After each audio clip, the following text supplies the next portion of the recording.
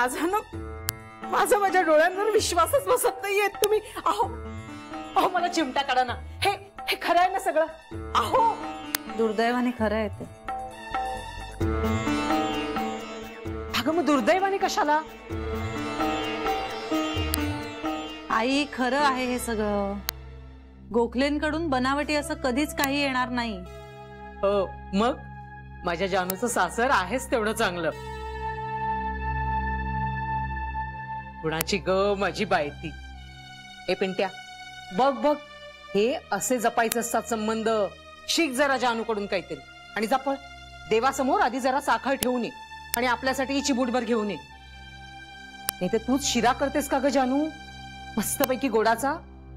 ही आनंदाची बातमी आहे काय? हो हो की नाही? माझा विश्वासच बसत नाहीये. नाही ना? जानूमुळे घडलंय सारं. नव्हत्याच होतं करून दाखवलं. हो आज जरा मठात जाऊया का? कला तू जरा गप्प राहशील का?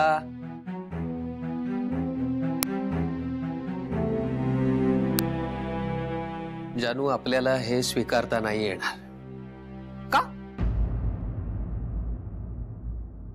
का स्वीकारता येणार नाही? ओ काय डोकं बिकं फिरलंय का तुमचं? आई ओरडू नकोस. का ओरडू नको?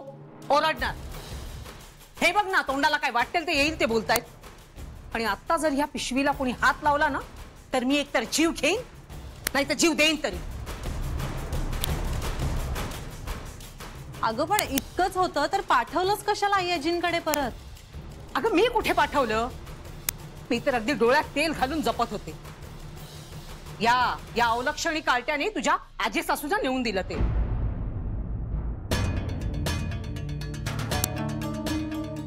काय नाही ताई, आई म्हणते तसं काहीही झालेलं नाहीये. आई त्या दिवशी तू आली होतीस ना तेव्हा तुम्हा दोघींचं बोलणं मी. पिंट्या स्वतःची चूक लपवण्यासाठी दुसऱ्यांना दोष देणं बंद कर असं हजारदा सांगितलंय मी तुला. नाही नाही दोष त्याचा नाहीच आहे. दोष माझाच आहे ना.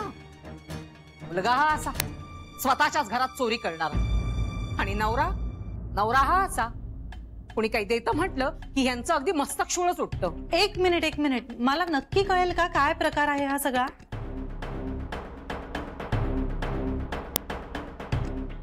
पिंट्या खरं आहे हे सगळं? नाही ताई, ताई आता तुझ्या बरोबर जे होतंय किंवा तुझ्या घरात जे घडतंय का होतंय माहितीये मला. ताई मला असं वाटलं की तो हार आणि ती साडी मी परत केल्यावर हा सगळा गुंता सुटेल, भाऊजी परत घरी येतील म्हणून तू तुझ्या आईच्या वस्तू चोरल्या.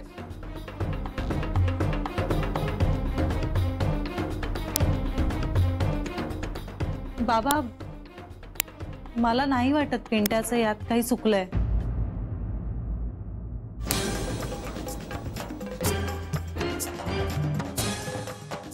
जानू तुला याचं वागणं पटतंय? हो म्हणजे तुम्हाला विश्वासात घेऊन त्याने हे सगळं करायला हवं होतं हे खरं आहे. पण त्यात वेळ जाईल असं वाटलं असेल त्याला. पण मुळात हा आगाऊपणा करण्याची गरजच काय होती म्हणते मी. लग्नात त्यांनी मला ते आहेर म्हणून दिलं होतं. गोखले खुश आणि मीही खुश. मग याच्यात यांचा संबंध येतो कुठे? मी कधी ह्यांना विचारलं तुम्हाला काय दिलं? काय रे पिंट्या तुला काय दिलं? काय हो तुम्हाला काय दिलं असं विचारलं कधी? विचारलं असतंस तर सांगितलं असतं आम्ही. मग तुम्ही विचारायचं होतं ना. अगं पण मुळात तुला एवढा महागडा आहेर लग्नामध्ये मिळालाय हे तू त्याच मी का सांगितलं नाहीस मला? हात जोडून विनंती केली असती त्यांना आमच्या ऐपतीच्या बाहेर काही देऊ नका आम्हाला म्हणून. पाहिलं तुम्ही हे असंच बोलणार हे मला माहित होतं. तुमचं हे असंच रडगाणं चालू राहणार म्हणून मी नाही सांगितलं तुम्हाला.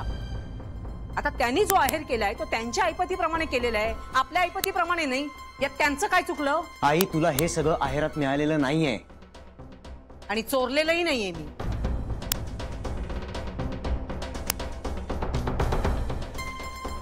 आई चंद्रहार आणि सोन्याची जर असलेली साडी हे या घरात कसं आलंय यावर मला चर्चा करायची नाहीये आणि मला वाटतं तुलाही करायची नसेल. बाबा पिंट्याचं चुकलं असेल, पण ह्यावेळी तुम्ही त्याला समजून का घेत नाही आहात? किती वेळा किती वेळा चुका पोटात घ्यायच्या त्याच्या? बाबा हो, त्याने जे काही केलंय ते माझ्यासाठी आणि माझ्यावरच्या प्रेमापोटी केलंय ना, आणि माझा संसार सुखाचा व्हावा ह्यासाठी केलंय ना.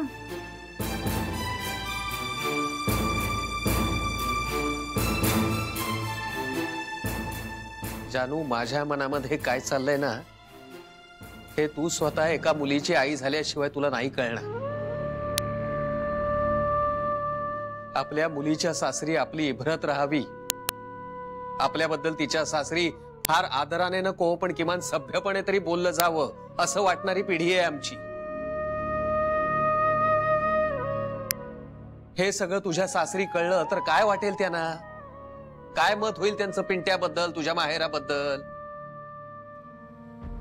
तो होऊ नये म्हणूनच पिंट्या असं वागला ना बाबा. अहो, तुमच्या इतकाच तो सुद्धा माझ्या हिताचाच विचार करतो. आणि हा आई अजींचा मोठेपणा आहे की त्यांनी सगळं विसरून हा हार आणि साडी परत पाठवली आहे. हो, मोठेपणा म्हणे. आधी एवढ्या तेवढ्यावरनं तमाशे करायचे आणि नंतर मग आपला मोठेपणा मिरवायचा. मी म्हणते, या एका साडीने आणि हाराने काय भागीरथीबाईंच्या तिजोरीला भोग पडलं होतं का? काही इस्टेट आटत चालली होती त्यांची? आई प्लीज, आई अजींबद्दल आपण काही बोलावं इतके मोठे नाही होत आपण. अगं, माझं नशीब आहे की मला आज त्यांच्या सानिध्यात राहायला मिळालंय. आणि यापुढे आई अजींबद्दल एकही वाकडा शब्द उच्चारलेला मला चालणार नाही. शेवटचं सांगतेय.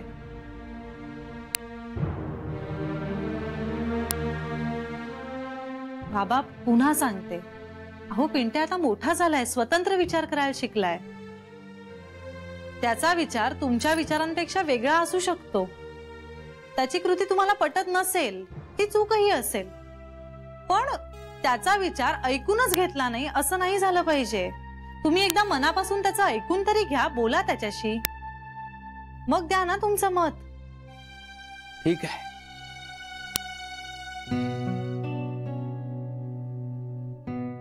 बोलेन मी त्याच्याशी.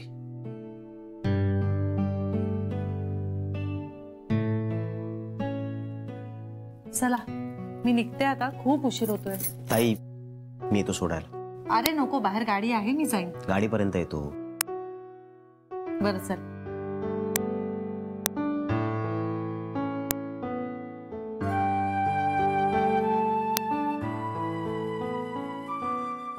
बाबा,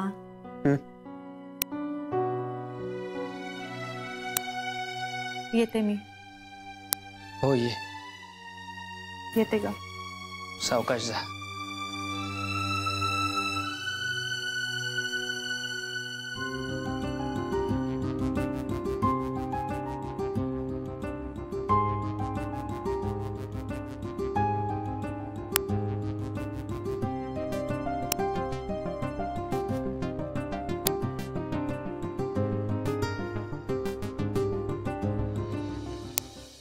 ताई, ए ताई, काय झालं सरे? काय म्हणतात आई? अगं थांबू म्हणतायत.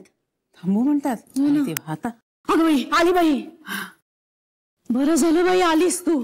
आता आम्ही विचारच करत होतो, आता काय करायचं. काय झालं? नाही नाही, तसं काळजी करण्यासारखं काही झालं नाहीये, पण आज आई तुझ्यासाठी जेवायला थांबल्या आहेत. म्हणजे आई आजी जेवल्याच नाहीत अजून? हो ना ग, त्यांची जेवायची वेळ कधीच उलटून गेली. आम्ही केव्हाच्या म्हणतोय त्यांना जेवायला बसा, जेवायला बसा, पण म्हणायला नाही, आज जान्हवीला येऊ दे, मग सगळ्या एकत्रच बसूया. मी आत्ता तुला फोनच करणार होते, कधी येतेस ते विचारायला. आणि मी नेमका आजच उशीर केला. असू दे, एवढं काही बिघडलं नाहीये, पटकन जाऊन हातपाय धुवून ये, आम्ही वाढायला घेतो तोपर्यंत. मी लगेच येते.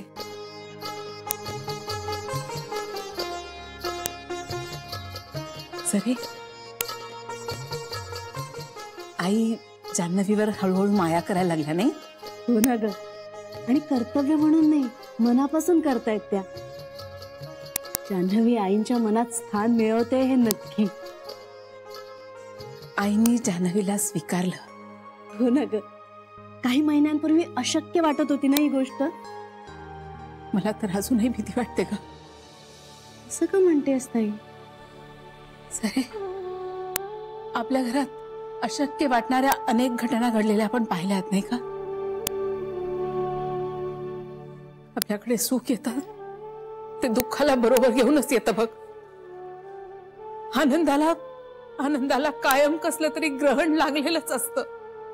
ताई, अगं त्या सगळ्या जुन्या गोष्टी झाल्या, त्याचा आता कशाला विचार करायचा? नाही सरे, जुन्या गोष्टी नाहीयेत त्या, आत्ताच बोलते मी.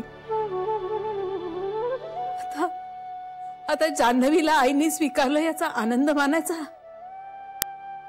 की श्री दुरावला याचं दुःख हेच कळेनासं झालंय मला.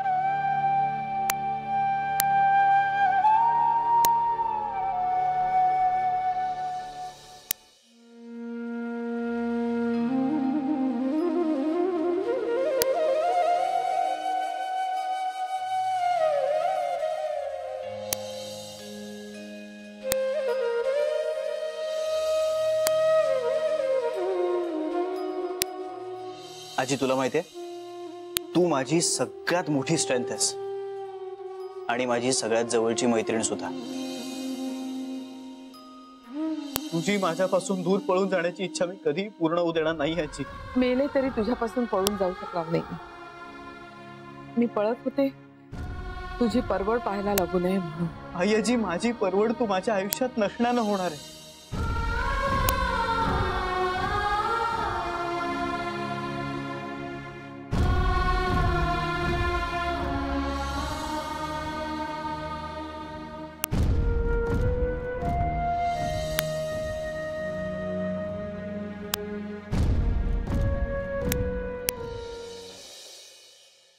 श्री, बेसिकली घरात सुद्धा तिला तुझी उणीव जाणवते आणि आता काही दिवसांनी तू ऑफिस मध्येही नसणार आहेस. या कल्पनेनेच अस्वस्थ झालीये ती. श्री, तू परत ये ना. आई आनंदाने घरात स्वागत करेल तुझं. प्लीज श्री, नाही म्हणू नकोस.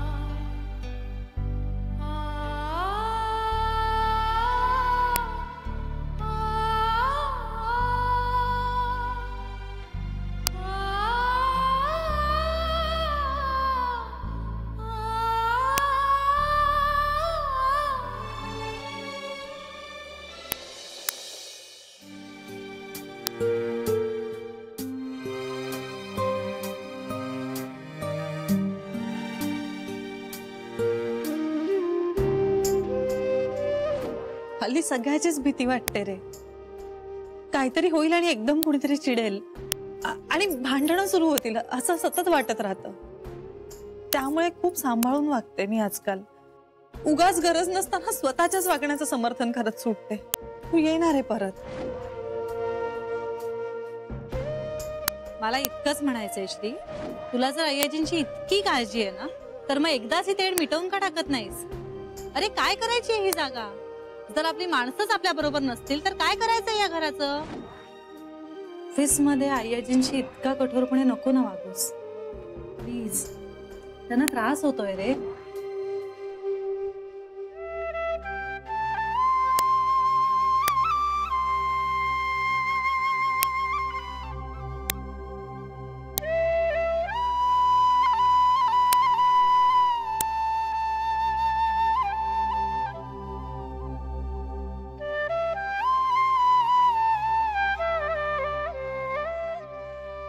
परत खूप झालं.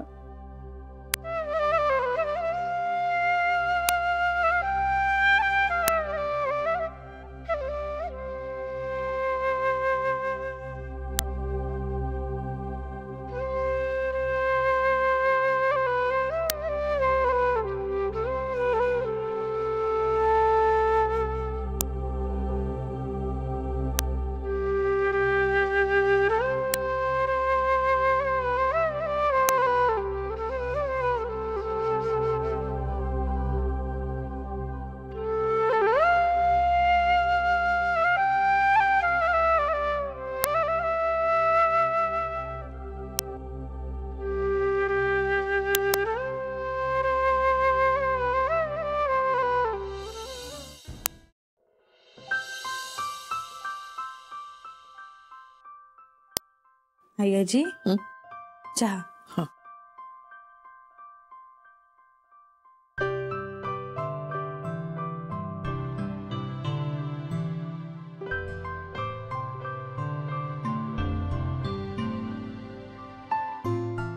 साखर जास्त झालीये का? मी पटकन दुसरा बनवून आणते. नाही नाही, साखर बरोबर आहे.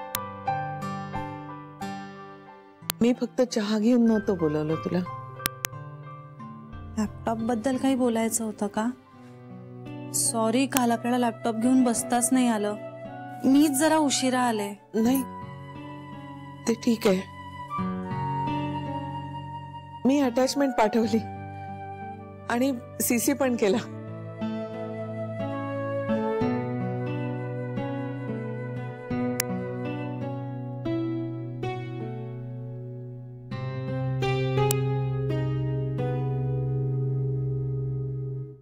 मी नेहमी मोजकच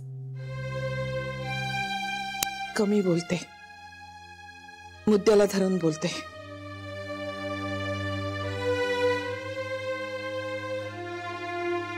पण आज शब्दांची जुळवाजुळव करावी लागतीये.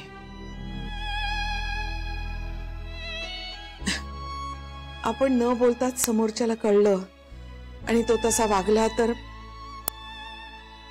आणि सगळं परस्पर घडत गेलं तर किती बरं असं वाटतं. पण प्रत्यक्षात मात्र बोलून दाखवावंच लागतं. काही गंभीर आहे का अय्याजी?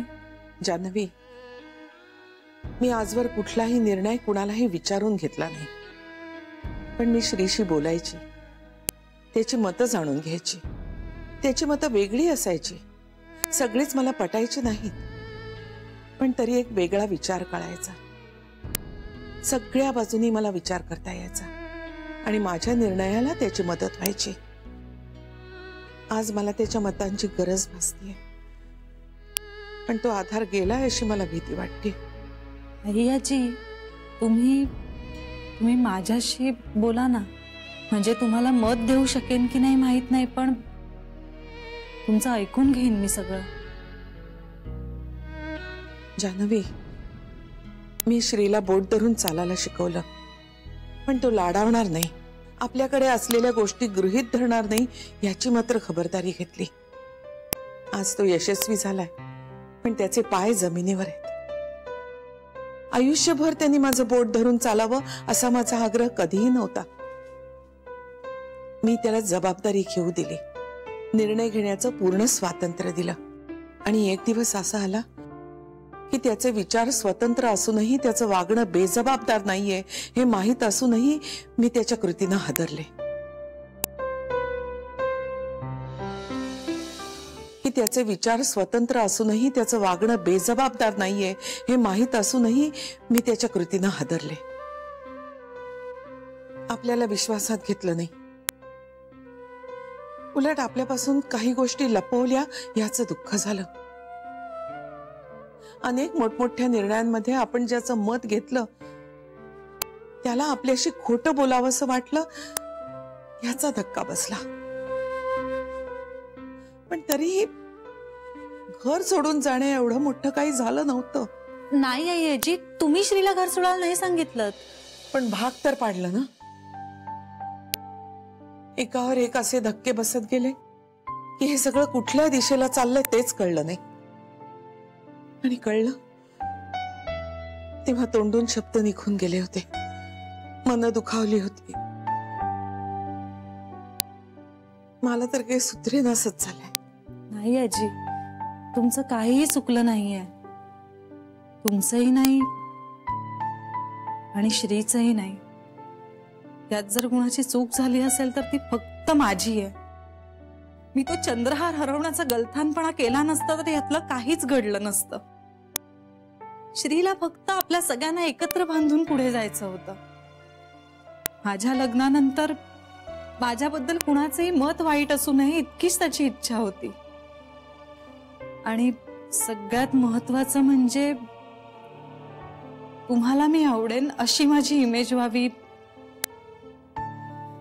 असं श्रीला वाटत होतं. त्याच्यासाठी तुम्हाला मी आवडणं खूप महत्वाचं होतं.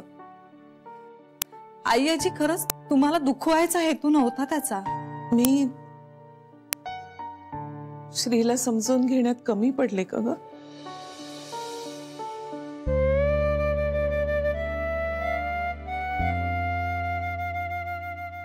श्री परत येईल असं वाटतं तुला?